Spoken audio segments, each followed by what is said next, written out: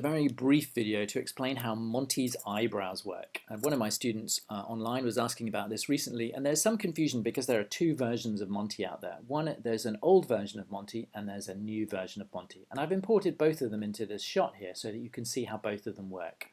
So this is the old version of Monty, and it has a head control here, which you can also see on the new version of Monty. But on the old version of Monty, the head control allowed you to access some sliders to animate the eyebrows. Eyebrow left, eyebrow right, and eyebrow middle. And if I select them here in the channel box and then use my middle mouse button, I can make Monty angry or neutral, and I can use a combination of the sliders to, for example, make him sad like that, or whatever. I can give Monty an expression. Now in the new version of Monty, and this is the one that you'll download from Creative Crash if you download it directly from the website, those eyebrow controls are no longer on the head control here around Monty's head. Those eyebrow controls have been moved, and they've been moved onto these 5 little NURBS surfaces here.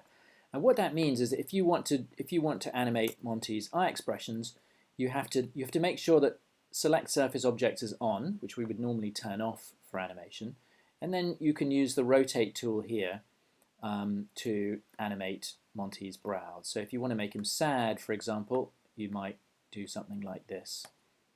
Now I'm not entirely sure why the creator of Monty did this, because actually the old rig, in my opinion, was easier to use, because for one thing, if I just go to show none here in the perspective window, if I just turn on polygons and NURBS curves, which is what we'd normally have on, turned on when we're animating, you have everything you need in the old version of Monty, because you can adjust those eyebrow controls using the head control. But with the new version of Monty, you don't have everything you need. You also need to turn on NURBS surfaces so that you can select those NURBS surfaces there, and you've got to have select surface objects turned on.